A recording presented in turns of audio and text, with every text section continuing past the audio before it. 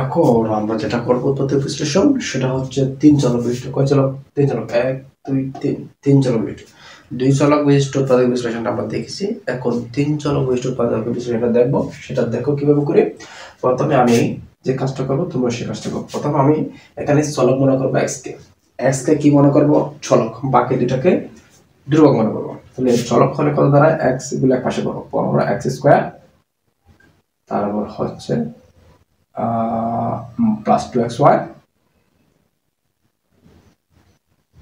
তারপর হচ্ছে minus Z x কে চলক মনে করছি, তাই চলক যুক্ত পদগুলোকে এক পাশে করলাম আর চলক ছাড়া এগুলো এক পাশে নিয়ে যাবো। যেমন আছে কত -24y², ঠিক আছে। তারপর আছে কত -6z², ঠিক আছে, প্লাস 24yz, ঠিক আছে। তার এগুলো চলকযুক্ত পদ, যেহেতু কোনো চলক না, এটা ধ্রুবক, এটা পুরোটা কি ধ্রুবক। আচ্ছা, এখন আসো পরবর্তী লাইনে আমি কি করতেছি দেখো। পরবর্তী লাইনে 15x² রাখলাম, ঠিক আছে। এই দুটা থেকে আমাদের x কমন যাচ্ছে, কত কমন যাচ্ছে x কমন নিয়ে ফেললে এখানে কি থাকে x চলে যাবে 2y থাকবে, 2y থাকবে, তাহলে থাকবে -z। কেমন, যেটা কমন আছে সেটা আমি 4 এ লিখছি, ডানের পাশে লিখছি আর কি, ঠিক আছে। এখন এখান থেকে দেখো মাইনাস সাইন কমন নেবো, কি মাইনাস সাইন কমন নিলে তারপর এখানে কি থাকে, আচ্ছা মাইনাসের সাথে সাথে আমাদের 6 ও কমন যাচ্ছে, কত 6 ও কমন নিয়ে যাবে, মাইনাসের সাথে কত 6 কমন নিয়ে যাবে, 6 টা কমন নিয়ে গেলে 6 কমন নিয়ে গেলে কত থাকে মাইনাসের কারণে প্লাস হয়ে যাবে, 6 দিয়ে 24 কে ভাগ করলে কত হবে 4 হবে, ওই স্কয়ারটা থাকবে, কেমন, ঠিক আছে। তারপর এটা লিখতে না, আমি এটা না লিখে এটা লিখি, এটা লিখি মাইনাস কমন নিয়েছি, তার প্লাসটা কি হবে মাইনাস হবে, 6 দিয়ে 24 কে ভাগ করলে কত হবে 4 হবে, y আর z থাকবে, এরপর এটাই পাশে লিখতেছি, ঠিক আছে। মাইনাস কমন নিয়েছি তাই মাইনাস এটা কি হবে প্লাস হবে, 6 কমন নিয়েছি তাই 6 দিয়ে 6 কে ভাগ করলে 1, এর সাথে z স্কয়ার গুণ করলে z স্কয়ার হবে, ঠিক আছে। একটু সাজাই নিলাম, এটার মাঝখানে নিলাম, এটার একটু শেষের দিকে নিলাম, আর কোনো কিছু করে না, এতটুকু।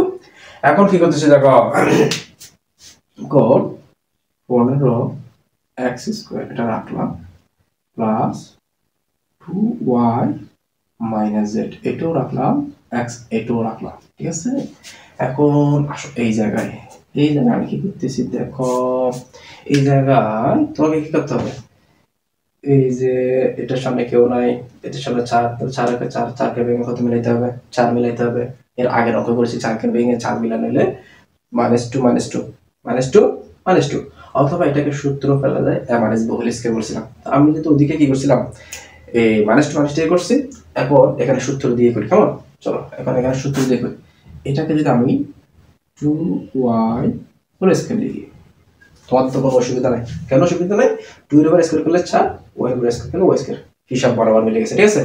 এরপর দেখো -2 লিখলাম, এটাকে আমরা 2ab লিখবো, কি লিখবো 2ab, 2 মানে 2 লিখলাম, এবার হচ্ছে এই যে 2y, এবার কত 2y, তারপর লিখতে হবে কি 2y লিখছি, এরপর লিখে b, এখন b কত লিখবো, b লিখবো আমি z, কি লিখবো z, খেয়াল লিখছি z, বুঝতে হবে না, এই যে এটা মেলানোর জন্য মাইনাস মিলে গেছে, 2 দিয়ে গুণে 4 মিলে গেছে, y মিলে গেছে, তো বাকি রইলো কি z, তাহলে b তে কি বসাইছি z বসাইছি, তারপর প্লাস b স্কয়ার, তো এখানে b মানে কত z না z স্কয়ার, তারপর এটা সেকেন্ড ব্র্যাকেট দাও, তাহলে কি দাঁড়ায় a square minus 2ab plus b square, মিলে গেছে তো সবকিছু।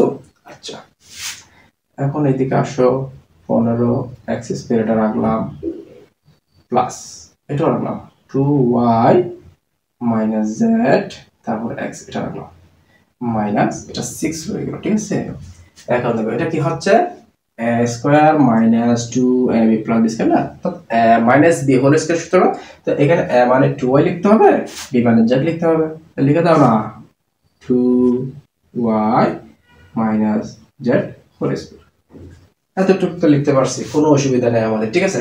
এখন এর পরের অঙ্কটা করার জন্য আমাদের কি করতে হবে দেখো, আমাদেরকে একটু করে ধরে নিতে হবে, কি ধরে নেব 15x² লিখতেছি তো প্লাস এই যে 2y - z, এটার সঙ্গে আমরা a ধরে নিব, কি ধরে নিব a, অঙ্ক করার সুবিধা হচ্ছে নিছি x আছে না, x লিখছি, মাইনাস 6 এটাকে এ ধরছি না, তাহলে স্কয়ার কত স্কয়ার, এদিকে লিখে দিবা 2y মাইনাস z ইকুয়াল এ ধরে কত ধরে এ ধরে।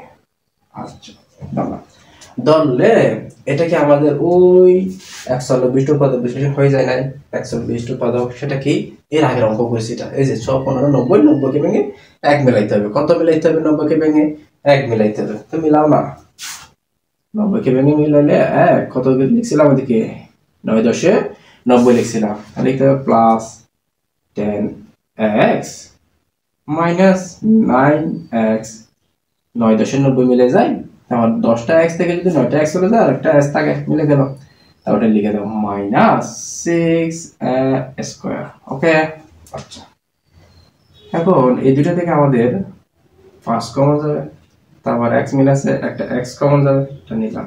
নিলে এখানে কি থাকে দেখো, 5 দিয়ে 15 কে ভাগ করলে 3 থাকে, কত থাকে 3 থাকে। দুইটা x ছিল একটা x কমন নিয়ে ফেলছি, তাহলে আরো একটা x আছে, প্লাসটা বসাও। 10 থেকে 5 কমন নিয়েছে, তাহলে 5 দিয়ে 10 কে ভাগ করলে কত হবে 2 হবে। x তো নিয়ে ফেলছে, তাহলে আর আছে কি a, তাহলে 3x প্লাস 2a। এখান থেকে কি কমন যাচ্ছে, যেহেতু মাইনাস আছে মাইনাস কমন যাবে, 6 আর 9 থেকে 3 কমন যাবে, তারপর a মিল আছে একটা a কমন যাবে, 3a কমন নিলাম। 3a কমন নিলে 3 দিয়ে 9 কে ভাগ করলে কত হবে 3 হবে, কত হবে 3 হবে। এত কমন নিয়ে ফেলছো, তাহলে আছে কত x, এটা লিখলাম। মাইনাস চিহ্ন কমন নেওয়ার কারণে এই মাইনাসটা কি হচ্ছে প্লাস হচ্ছে, 3 কমন নেওয়ার কারণে 3 দিয়ে যদি 6 কে ভাগ করো কত হবে 2 হবে, 2 হবে। তারপর দুইটা থেকে একটা কমন নিয়ে ফেলছো, আর কয়টা আছে একটা a আছে। ঠিক আছে, এতটুকু তো আমরা সবাই বুঝতে পারছি, ঠিক আছে। আচ্ছা এখন আসো, এখন এই যে 3x প্লাস 2 3x প্লাস 2 এটা নাম, এটা নিয়ে ফেলে কি থাকে 3x প্লাস 2 হয় তো, আর থাকবে 5x minus 3a, 5x minus 3a হয়ে গেল আমাদের উৎপাদকের বিশ্লেষণ। ঠিক আছে না?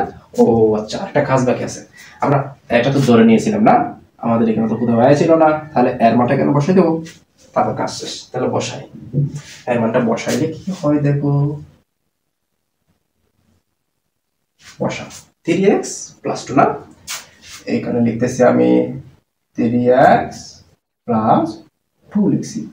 আচ্ছা এর মানটা বসাইতে হবে না, এর মানটা কি 2y মাইনাস z বসাই দাও, 2y মাইনাস z। তো এখানে যেহেতু ফার্স্ট ব্র্যাকেটটা ব্যবহারে গেছে, এই ফার্স্ট ব্র্যাকেটের জন্য একটা সেকেন্ড ব্র্যাকেট লিখতে হবে। কি লিখতে হবে সেকেন্ড ব্র্যাকেট।